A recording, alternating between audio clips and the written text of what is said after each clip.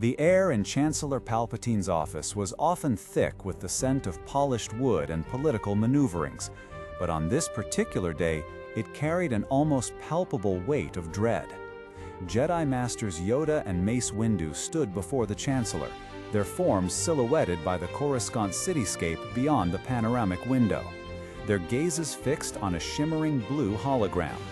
The image of Obi-Wan Kenobi, his face etched with a mix of urgency and profound disbelief, filled the space between them.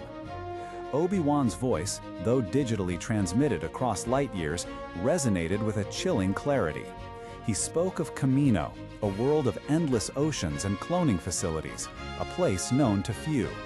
He revealed the existence of an immense, perfectly ordered army, cloned from the bounty hunter Jango Fett, an army commissioned years ago by a mysterious Jedi Master Sifo Dyas, yet unknown to the Jedi Council. The revelation of this secret clone army was, for Mace Windu, not just a shock. It was the final, devastating confirmation of a gnawing suspicion he had carried for too long. As Obi-Wan continued, describing how Count Dooku and the Separatists were not merely dissidents, but actively preparing for an aggressive war, potentially with this very army, a complex tapestry of deception began to unravel before Windu's mind's eye. Every shadowy whisper, every unexplained anomaly, every subtle shift in the Force that had troubled him for months suddenly coalesced into a terrifyingly clear picture. The dark side, he knew, did not merely act, it plotted, it corrupted, it wove intricate webs designed to ensnare and destroy. And here it was, in its most audacious form, a war machine built in secret, seemingly for the Republic, yet orchestrated by its enemies. For Windu, a Jedi Master renowned for his wisdom and his unyielding commitment to peace, this was a profoundly disturbing moment. His belief that the dark side was actively at work manipulating events on a grand scale was no longer a philosophical tenet, it was a stark, brutal reality. He saw not just a war, but a betrayal of galactic proportions, a masterful manipulation that had gone unnoticed right under the Jedi's nose.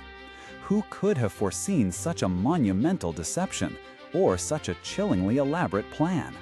The very fabric of peace which the Jedi had sworn to protect was being torn asunder by forces they hadn't even realized existed.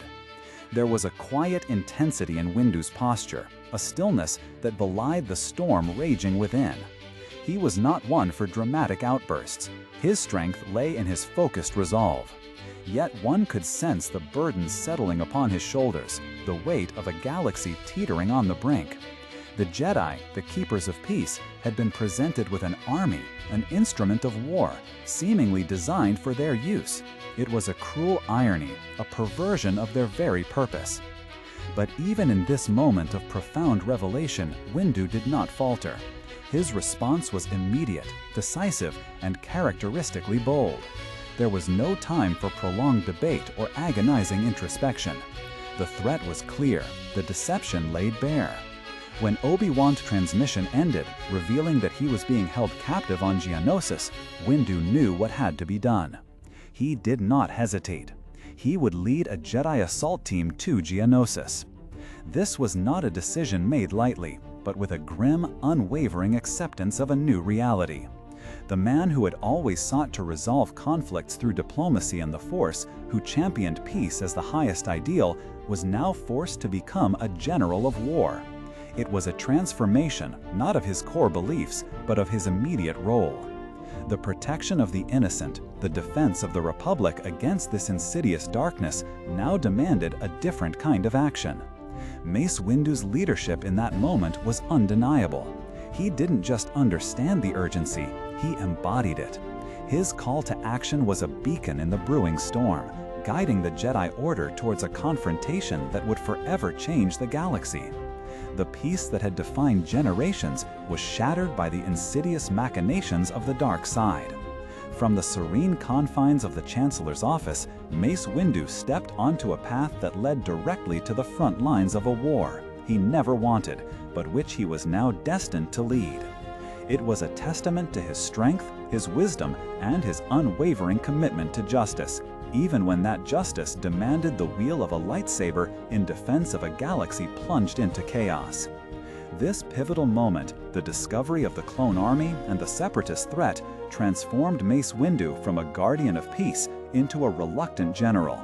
It was a profound and sorrowful turning point, marking the end of an era for the Jedi and the beginning of a galaxy-wide conflict.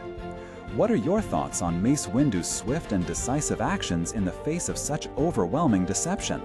How do you think this moment reshaped his perception of the Jedi's role in the galaxy?